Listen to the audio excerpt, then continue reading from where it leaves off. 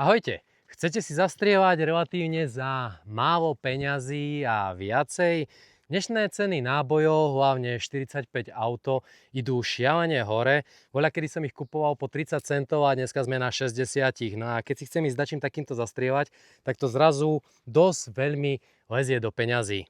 V tejto časti si povieme, ako to urobiť lacnejšie, takže keď vás to zaujíma, tak sledujte ďalej. Volám sa Tomáš, vítam vás na kanáli T-Rex Guns a na našej perfektnej strelnici v Schulerhochu a za podpory obchodu strobo.cz, čo je v podstate jeden z najväčších obchodov, kde sa dajú zabezpečiť prebíjacie komponenty a zabezpečil nám, vďaka nemu sme sa dostali ku nejakým zaujímavým kokylám a iným veciam, za čo im veľmi pekne ďakujeme. Tak poďme si rozobrať troška z metalurgie. Metódy a podrobnosti, ktoré sa tu dozviete, sa dajú aplikovať aj na iné typy ráží, nie len na 45 ACP, ale aj na 9 mm Luger a tak ďalej, ale budeme sa tomu venovať v osobitných videjkách, kde sa zahráme a porobíme si nejaké nábojičky aj 9 Luger, aj 40 Smith & Wesson, ale to si pozrieme niekedy v budúcnosti. Teraz nás bude zaujímať náboj 45 ACP. Prečo sa teda idem zaujímať o náboj 45 ACP? Na pultoch stojí 60 centov. To, ako si viete prebiť náboj za lacné peniaze, to bolo nejakých 25-30 centov. V závislosti od toho, za koľko peňazí dokážete nakúpiť komponenty, tak to sme si urobili na videjku, ktoré si môžete pozrieť tu. Teraz ale urobíme menšiu nástavbu. Totižto urobíme si taký malý recap. Zápalka stojí nejakých 7-8 centov, prach stojí pri súčasných cenách nejakých 5 centov, čo beriem, že 70 eur za pol kila BA 9,5 a 5 grainov používam na navážku, tak zhruba nejakých 4,5 centu miniem na prach a strela mi pohotí 15 až 20 centov v závislosti od toho, ktoré si kúpim a kde si ich kúpim. Vlastne, čo máme k dispozícii, sú nejaké loskové strely, nejaké CMIčka, tie sú galvanicky pokovované, potom máme poplastované odlievané Aresy, tie sú tiež celkom fajn, len už pomaličky cenou stúpajú stále vyššie a vyššie. No a potom tu máme nejaké ešte beloty, čo si viete kúpiť, ale to sú už väčšinou špecifické strely. Poďme sa ale baviť o odlievaných strelách. Prečo náboj 45 ACP? Není to len kvôli cene, ale je to aj kvôli tomu, že tento náboj vám strašne veľa odpustí a pre tutoriál, ako sa naučiť odlievať za lacné peniaze s minimálnou námahou a s málo časom, je celkom fajn a nemusíte s ním stráviť tak veľa času. Takže, zoberme si to takto. Vaša odlievaná strela môže mať rozličné tvary, rozličné povrchy, rozličné úpravy a mazania. Poďme sa na to teda pozrieť. Strely, ktorými disponujeme, keď si ich odlejeme, tak väčšinou sa delia o 45 na komové kužele a na strely, ktoré sú ogivály. Výber vlastne tejto odlievacej matrice, vlastne typ strely, ktorý chcete robiť, závisí na vás. Poviem vám ale taký základný tutoriál. Ak máte nejaký Colt 1911, hlavne nejaký starší, im chutia ogiválne strely a s ogiválom v podstate chybu neurobíte nejakú extra. Potom tu máme komové kužely, to už závisí na vás, že čo chcete, ako si to vybrať. Potom tu máme typy mazania. Keď zoberieme mazanie, máme v podstate, ako som hovoril, nejakú tu práškové farby, ktoré na to použijeme, alebo tiež poplastovanie, ako sa tomu nadáva. Potom tu máme mazanie voskom. Potom tu máme mazanie aloxom a potom tu máme ešte galvanické pokovovanie. Galvanickému pokovovaniu som sa zatiaľ nevenoval, dačo som skúšal, ale veľmi mi to nevyšlo, takže to rozoberať nebudeme. Práškové povlakovanie, poplastovanie budeme riešiť pri 40 Smith & Wesson a pri 9 si preriešime voskové mazanie. Poďme ale teraz riešiť mazanie mikrodrážkami. Mikrodrážky sú tie maličké zúbky, ktoré máte na kokýlke, nie je tam jedna hlboká drážka a nemá ani rovný tvar. Keď má rovný tvar, je určená na poplastovanie, keď je tam tá hrubá drážka, je určená na mazanie voskom a keď máte mikrodrážky, tak je určená na mazanie aloxom. Prečo je to tak? Na mikrodrážkach zostáva nejaké to množstvo toho aloxu, toho mazíva a maže sa to prostredníctvom toho. Do tej hrubej drážky my také veľké množstvo toho mazína nepotrebujeme dostať, ale tú hrubú drážku vieme zase vyplniť voskom a ten tam drží a maže to potom skvalitne a dobre. Čo by sa stalo, ak by sme strely nemazali? Začalo by vám zanášať hlaveň, vznikali by vám tam nejaké nárastky, ktoré vznikajú trením, naliepa sa to. Po 10 výstreloch to dáte ľahko dole, bez problémov, či hadom alebo hocičím. Ale ak by sme to chceli dať dole po 100 ranách, tak už máme s kevkou problém, musíme stráviť veľa času. Po 200 ranoch je veľký problém a potom začnú jednak strely lietať na plocho, do toho terču, nebudú stabilizované. Druhá vec, zvyšujú sa vám tlaky v zbrani, čo tiež nie je veľmi bezpečné, takže musíte na to pozerať takto. Možno si budete myslieť, že ja si tam dám polygon, ten není problém. Pozor, dražkované hlavne olovené strely majú radšej, polygonálne hlavne sú trošku vyberavejšie na toto, fungujú, nie je s tým taký extra problém, ale to mazanie je dôležité, lebo tej styčnej plochy je tam dosť a v podstate sa to dostrie a dosť sa to zanáša. Takže toto si berte, tomu by som povedal v rámci mazania. My budeme používať Alox, pretože je lacný, v podstate fľaštička stojí nejakých 12 €. A zároveň sa s ním jednoducho a rýchlo robí. Konkrétne spôsob, akým sa maže, si ukážeme potom, ako si odlejeme strely, ale v podstate postup je asi takýto. Najprv si strelu odlejeme, potom si strelu namažeme, potom ju skalibrujeme a potom ju namažeme ešte raz. Takže toľko asi k postupu, potom idete na strelnicu, odskúšate, čo funguje a ako funguje. Teraz trošku do metalurgie. Nie je olovo ako olovo. To, čo strieľame, je technická zliatina olova. Nie je to čisté olovo. Obsahuje olovo, je tam cín a je tam antimón. Olovo tvorí záťaž, hlavnú masu. Cín nám zabezpečuje liateľnosť, to znamená, aby nám ten tvar tej strely bol taký, aký chceme a aký má aj forma, respektíve kokila. A potom máme antimón, ktorý vytvára tvrdosť strely. Antimón tam chceme, ale nechceme ho príliš veľa.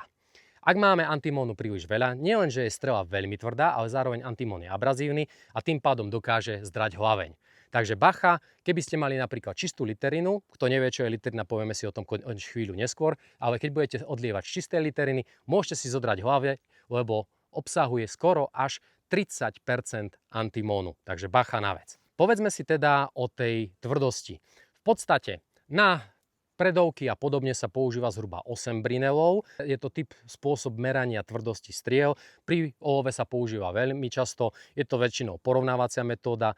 Máte tabuľky, viete sa na to pozrieť. Sú na to rozličné meradlá, ktorým sa to dá konkrétne merať. Ale potom máme aj iné typy, tzv. Neandertálske, ktoré mám celkom rád, ale povieme si o nich trošičku neskôr. Tvrdosť olova teda chceme mať na predovkách nejakých 8 brinelov. Ak strieľame športovú streľbu, niekde medzi 10 až 12 brinelami na 45 ACP.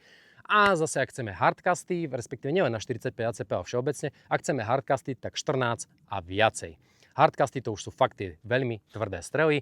Napríklad známi sú nimi Underwood, americká značka robí hardcasty, strely napríklad do 10 auto, našľapané náboje až na 1000 joulov, ako veľmi výkonné strelivo.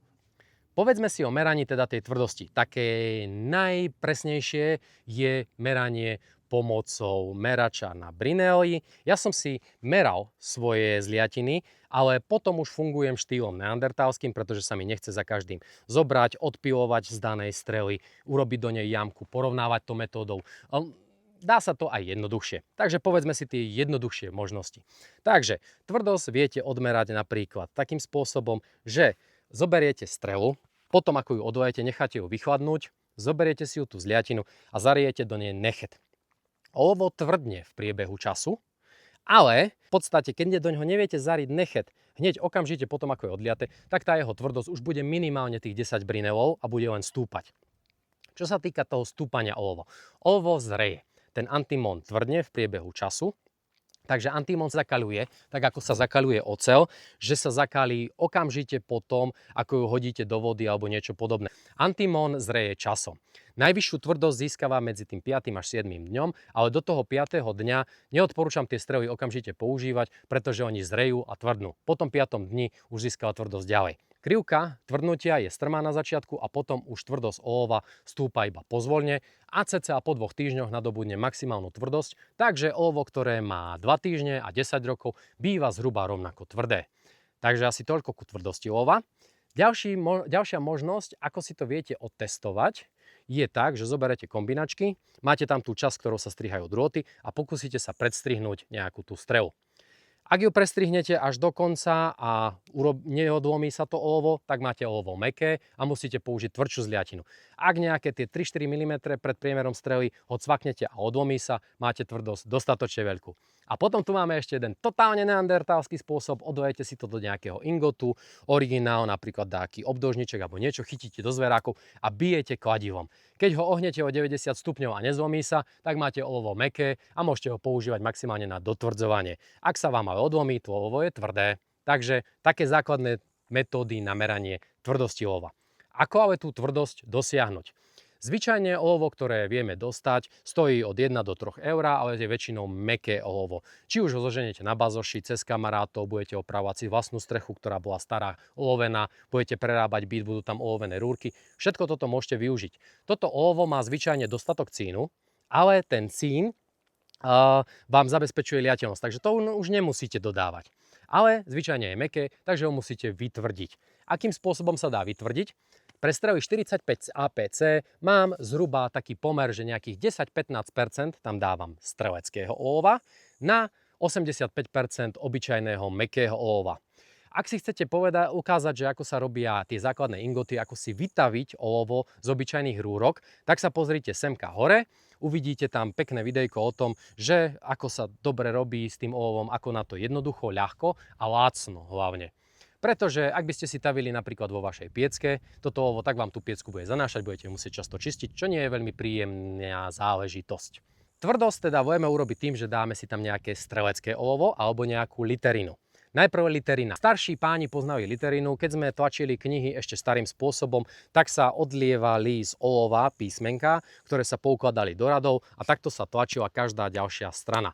Tento spôsob knih tlače je veľmi produktívny, ale to olovo je tam dosť tvrdé a je s ním také, že musíte s ním dosť veľa pracovať. Pozor ale, literina obsahuje skoro 30% antimónu, čo je nemalá zložka, takže na to veľký pozor.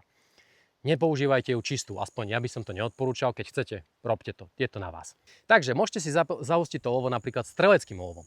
Strelecké olovo ale neberieme jednoduché olovo, ktoré bolo napríklad Salier, Belot, Celoplášť. Nie, tam je mäkké olovo, nie je vôbec tvrdé, slúži len ako váha. Takže ak chcete normálne olovo, tak si pozberajte si nejaké Aresy alebo strely Arma Peritum. Fakt je veľa nepotrebujete. S hrsťou olova si viete urobiť nejakých 200 striel, čo nie je zrovna málo. Takže v podstate, keď to miešate v pomere 1:10, mne vychádza, že majú moje strely približne 12 brinelov v 5. dni. Takže to bude len stúpať, čo je relatívne dosť, takže dalo by sa ešte znížiť, pretože 45 ACP veľmi veľa odpustí. V rámci tvrdosti olova, ak by ste mali príliš mäkké olovo, tak sa vám môže stať to, že vám budú strely strhávať v drážkach, pôjdu na plocho, nebudú stabilizované. Je to prvý z ukazovateľov, že máte príliš mäkké olovo. Takže, keď už máte urobenú túto zliatinu, ja osobne používam tak, že si urobím ingoty tvrdého olova, ingoty mäkkého olova, následne ich vážim a potom ich tavím v piecke. Keď ich pretavím, používam kliešte. A môžete si vybrať rozličné typy kliešťov. Ako som už hovoril, výber strely buď podľa drážky alebo podľa tohto, ale máme tu ešte kliešte. Môžete si kúpiť veľmi drahé kliešte, napríklad do RCBSK a podobne. Ja osobne si myslím, že úplne každému u nás na Slovensku stačia líčkové kliešte. Sú hliníkové, čo má výhodu, že sa veľmi rýchlo nahrejú a zároveň aj nevýhodu, lebo sa veľmi rýchlo prehrejú. Ale tieto ličkové kliešte na 6 kg stoja zhruba 70 eur. Na ne potrebujete ešte kliešte klasické, takže kokila plus kliešte stoja 30 eur.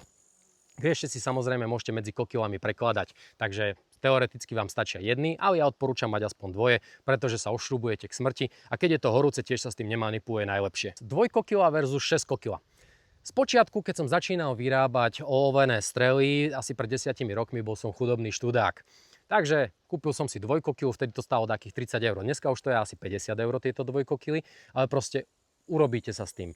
Nevidno, ako s tým pracuje. Napriek tomu 6 kokila to je nebo a zem.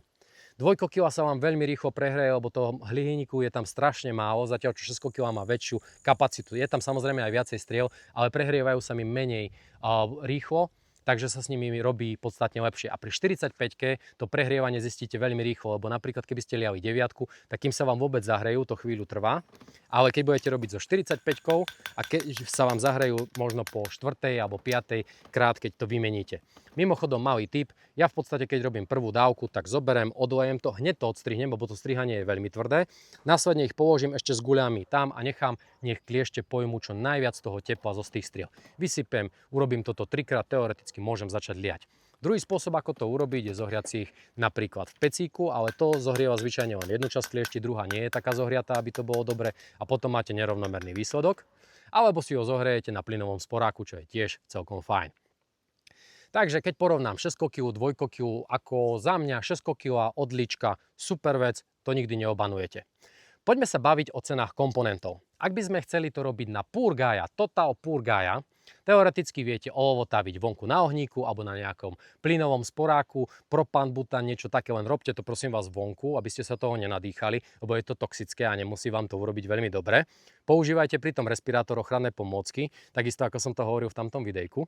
No ale keď to už máte hotové, tak viete odlievať teoreticky strely aj obyčajnou lyžičkou a liať to do tých kokýl. Není to úplne fajn, ale funguje to týmto spôsobom. Takže teoreticky potrebujete za 50 eur dvojkokylu, potom potrebujete ten AOX za 12 eur, alebo keď to chcete dať tá Total Purgaja, tak obyčajnú takú sviečku si kúpite za euro za 2 a s tým namažete toľko drážok, že až. A potom potrebujete ešte resizing kit.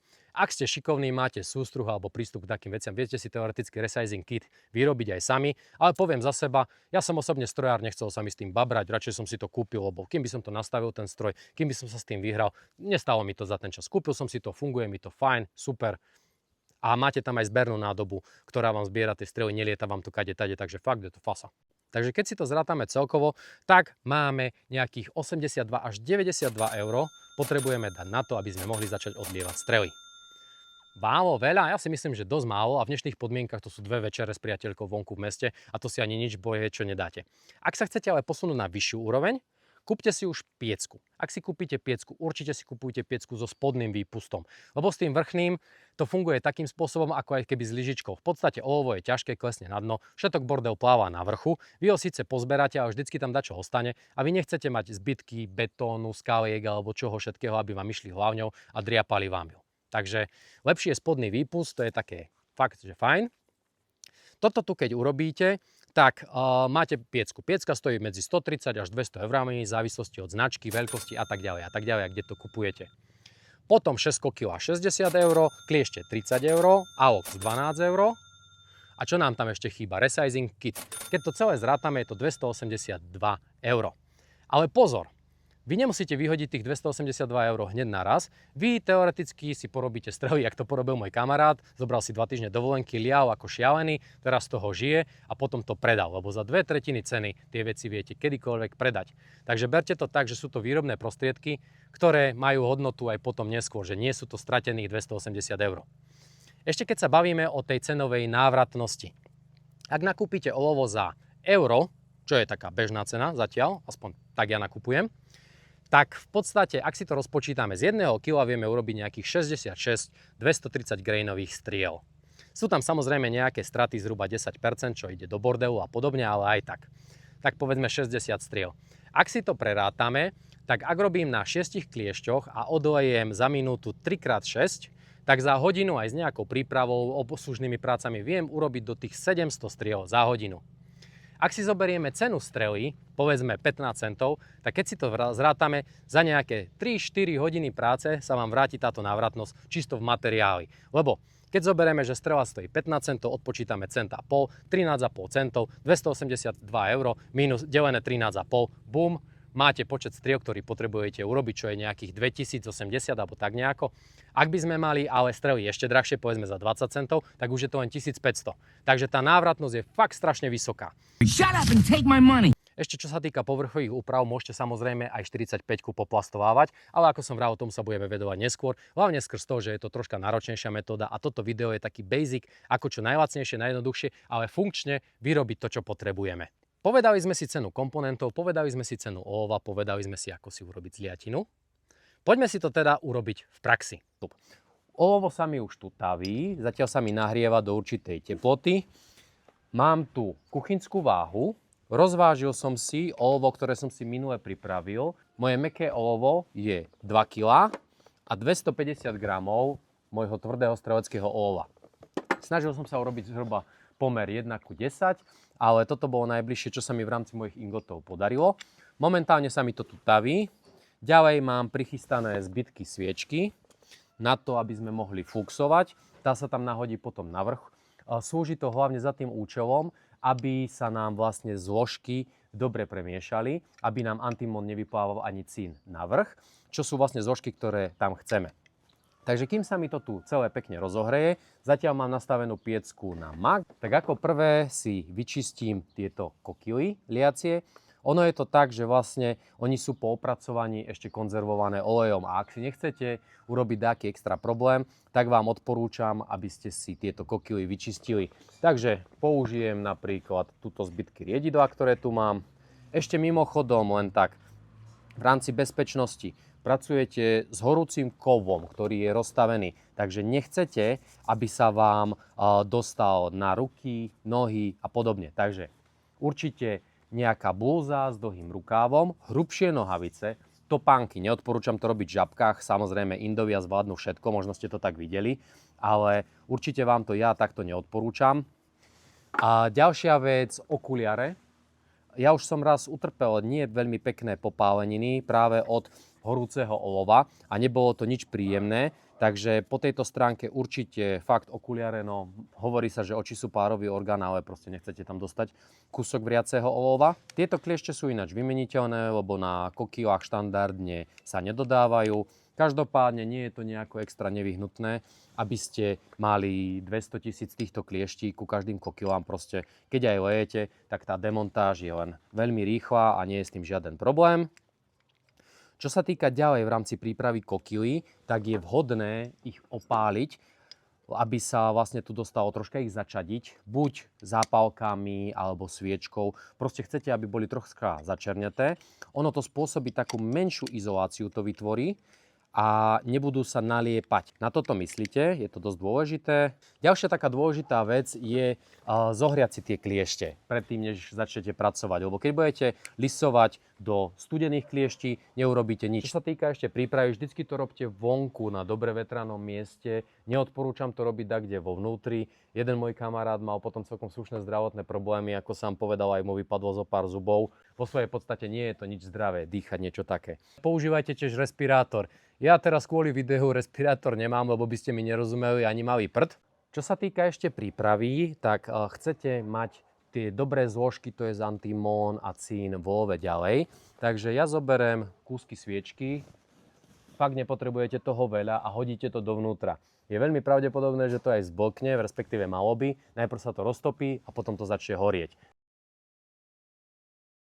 Teraz to jemne zamiešame. A vidíte, ako sa vyplavuje všetok ten sajrajt vonku. Tak, premiešajte to až úplne zo spodu. Tuto je takýto bordel. To nie je olovo, to je vlastne bordel a toho mám napríklad plno už tuto.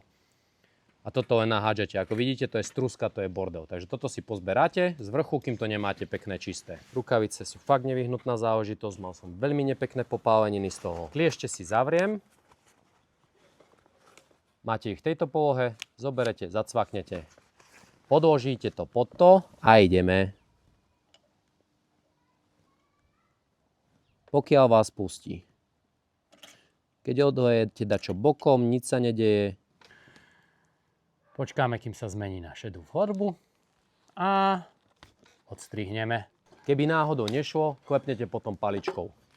Takže otvoríme a pekne sa nám vylejú. Poklepem. Tak, naše prvé strely. Počítajte s tým, že prvé kusy, ktoré vyrobíte, pôjdu aj tak do šrotu, lebo nebudú dobre odliaté, pretože vaša forma ešte nie je nahriata. Dobre je ale nechať si tú formu nahriať. Ja to väčšinou robím tak, že nejakú dobu nechám postáť tam tie strely, ale samozrejme najprv odstrihnem, lebo čím viac to vychladne, tým ide strihanie ťažšie. No a nech tie strely odovzdajú toho tepla čo najviac. Ja ináč túto činnosť radšej robím v zime, pretože v lete, keď je horúco, nechcete byť naobliekaní v rámci týchto vecí. Ale ako dá sa to robiť hocikedy. Len ide o to, že čo je vám komfortné. Tak. Joj, no.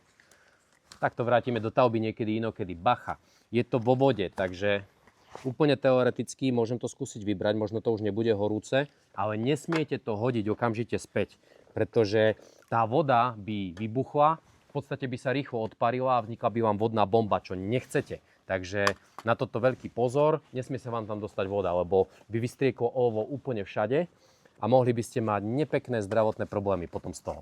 Ináč, keď robím toto veľmi dlho, tak ja si niekedy tu podložím, že mám to v rovnakej výške a to iba posúvam. To je taký menší hack. Mimochodom, čo sa týka toho, že či nechať nejaké olovo v piecke alebo nie, ja som zastanca toho, že nechajte si tam nejaké olovo. Za prvé, nie je toho veľa. Za druhé, v tom olove vždycky máte nejaký bordel. Napríklad to strelnicové olovo bude mať vždycky trošku smetí, zemi alebo neviem čoho všetkého v sebe. A vy nechcete, aby vám to vyšlo cez trysku a náhodou vám ju tu upchalo, lebo to čistiť, to je božie dopustenie. Mimochodom, táto činnosť nie je nejako extrémne náročná alebo zložitá. Dôležité je len jedna vec, keď to lejete, vždycky lejete naraz, nerozdielte to, že troška a potom dolejete. Vzniknú vám tam potom také prechody a spoje a tá strela nebude stáť za to. Takže toto je taká prvá vec, ktorú by som povedal k tomu celému. Druhé, dôležité je mať vychytanú tvrdosť toho olova. U 45-ky to taký problém nie je. Zo 45-kou sa dá takmer strieľať úplne mäkké olovo, stačí ho len trošku pritvrdiť. Za to pri 9 Luger alebo aj pri 10 mm auto, tam už musíte dbať veľmi na tvrdosť olova. So systémom, ako to hádžete, ako som ukázal, môžete to robiť aj na dáku handričku alebo niečo, alebo priamo do vody.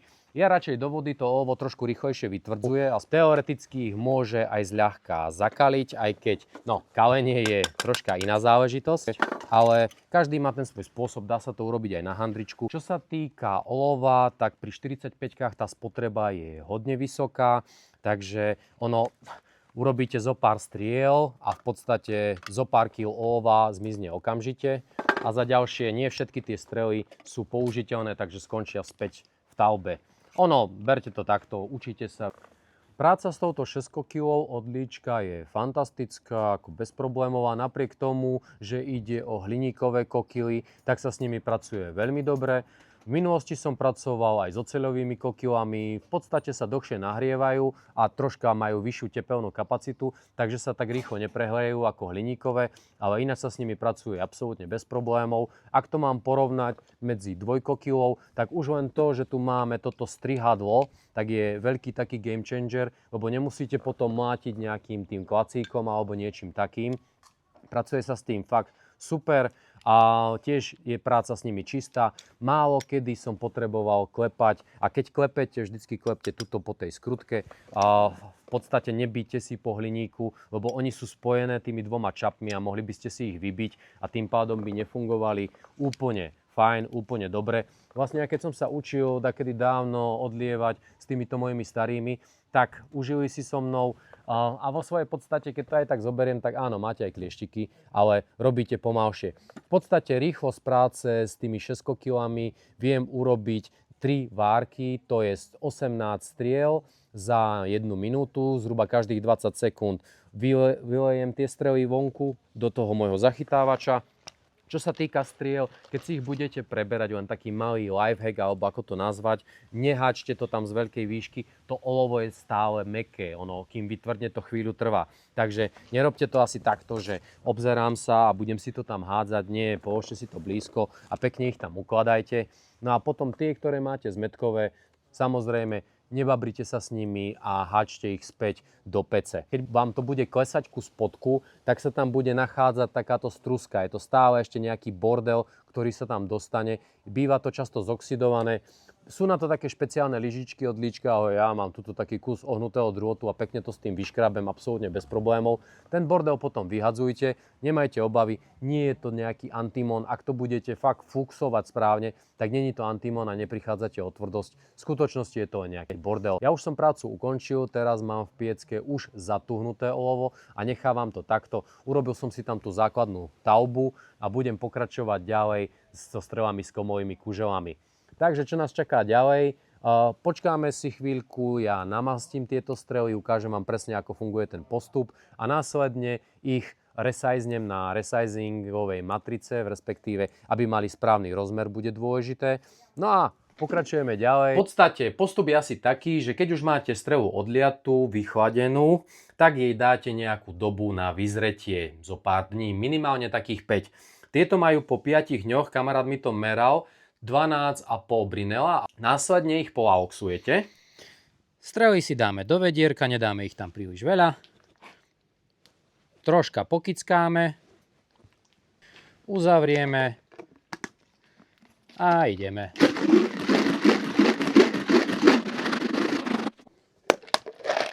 Kontrola. Ešte by to chcelo. Teraz je to ono. Takže vysypeme ich na danú plochu, rozložíme, strely vyschnú cca za jeden deň, závisí aj samozrejme od teploty. Resajzovanie striel. Tým ich skalibrujete na požadovaný priemer. Táto je 4-5 jednotka.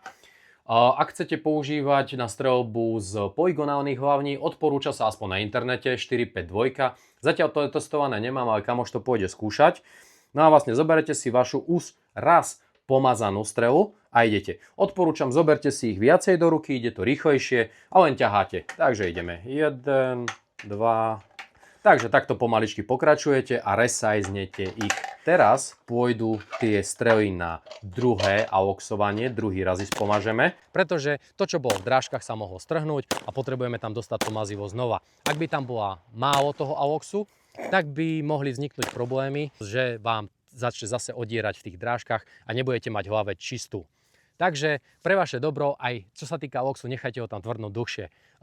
Píšu tam síce 2 vrstvy, 24 hodín, ale nechajte aj 48. Ja som to testoval v rýchlosti, aj keď som robil toto videjko a vznikol mi problém, potom som musel toho aloxu dávať strašne hrubo a vo svojej podstate to bolo možno bezpredmetné. Respektíve, ak chcete ísť strieľať hneď, dajte tam hrubo toho aloxu a pôjde to fajn, ale keď máte čas, nechajte to odstať, dajte tam jednu vrstvu, 2 dní, resajznete, potom zase aspoň 2 dní, nechajte to odstať, keď po druhom aloxovaní a bude to fungovať v pohode. Otestoval som si to a šlo to fajn. Poďme si povedať nejaké tipy a triky.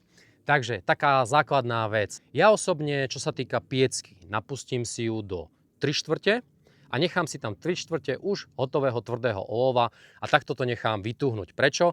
Ak by som tam hádzal po kúsku, tak tie ingoty sa roztápajú veľmi pomaly, zatiaľ čo takto si nahrajem relatívne veľké množstvo olova a môžem robiť okamžite. A keď už to mám celé rozohriaté, tak len postupne pridávam a mám aj tú zliatinu rovnako tvrdú. Druhá vec. Čistíte si tú piecku, nikdy ju nevypúšťajte do dna.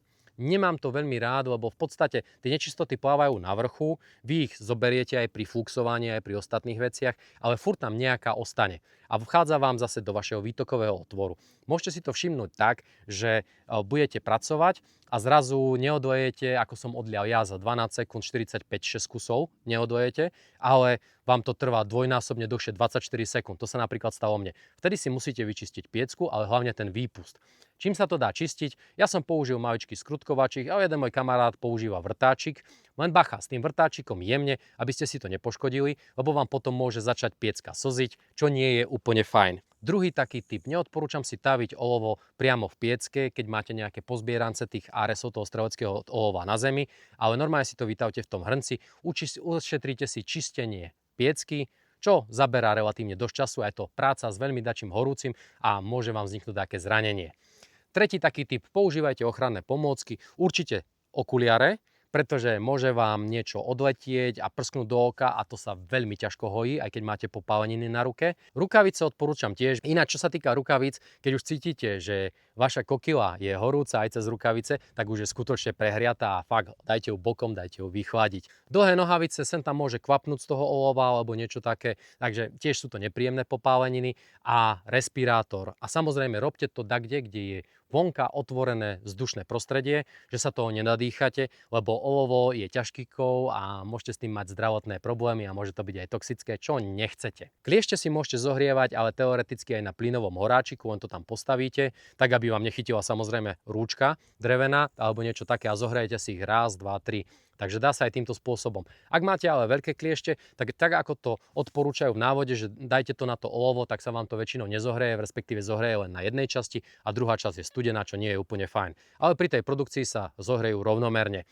Ja to robím takým spôsobom, že to nalejem, okamžite odstrihnem to olovo, lebo to strihanie na začiatku je veľmi ťažké a nechám to, kým je to horúce, nech tú teplotu absorbuje kokila. Potom vysypem tie strely hneď zhrniem, hodím ich späť do pece, oni nemajú zmysel, majú ten taký hnusný tvar a nie sú použiteľné pre prebíjanie, respektíve prebijete s nimi, ale nie sú ani dobré, ani presné. Prehriatie. Keď sa vám prehrejú kliešte, tak sa vám začnú strely na to lepiť. Nevyklepávajte ich vonku nejakou paličkou, nedotýkajte sa ich, lebo oni sú ešte teoreticky mäkké, keď po nich klepnete, môžu sa zdeformovať, budú nepoužiteľní. A keby ste klepli po kokile, tak ju teoreticky môžete ohnúť a vytvoriť si ďalší problém. Tretia vec. Vždycky, keď dávate kokilu, stlačte ich pevne. Nemusíte to urobiť silno, ale stlačte ich pevne, aby sa pekne dovreli. Keď nie, vznikne vám niečo ako čokoládka, že tie strely tam budú spojené, ale neresajznete ich, budú mať väčší priemer, budete s tým mať problém. Niekedy si pozrite oproti svetle, že či vám nesvieti drážka medzi tým. Keď áno, otvorte a pozrite sa, či vo vnútri není taký zbytok, taká kvapka olova, ktorá neodpadla a snažte sa ju dostať dole. Ďalšia taká z chýb, ktoré môžu nastať, sú sukničky. To znamená, že na strele zostane na dne strely nejaký ten bordelík. Keď sa vám začnú vyrábať sukničky, znamená to, že už ten nástroj, ktorým odstrihávate, je nedotiahnutý na skrutkách, uvoľnili sa napríklad potom, ako jemne poklepkávate po kliešťach, aby vypadli tie strely. Takže sa vám to uvoľní, doťahujte si to, sukničky vám zmiznú. Ináč sukničky len predĺžujú strelu, nie je to taký veľký problém, keď to rekalibrujete, ale aj tak nie je to boh vie čo. Taká ďalšia vec, nelejte len minimálne povrch, ako uvidíte pri strihadle, že už to máte napustené. Ja to napustím ešte cez vrch a prepojím to ešte vzájomne. Robím to pretože sa ľahšie potom ten zbytok olova hádže do pece, lebo keď vám vypadnú len tie maličké ďubky, musíte ich tam zbierať. Ak máte hrubé rukavice, robí sa to zle, hádže sa to zle, môže sa vám to miešať so strelami. Zatiaľ, čo keď máte tých 6 dokopy, tak absolútne bez problémov chytíte, hodíte to späť do pecíka a nemáte žiaden problém. Takže dakedy robím aj tak, že to prejdem ešte, keď dokončím, idem od konca, končím pri ruke a vrátim sa cestou späť, ešte nechám troška olova, aby pretieklo cez vrch, ktoré ho celé prepojí a tak sa to krásne dá dať bokom. Ja robím zhruba, keď mám do 2/3 piecku prázdnu. Potom si dorábam zase zmes späť. Prečo je to tak? No jednoduchšie sa mi potom mieša olovo a zároveň sa mi ľahšie taví.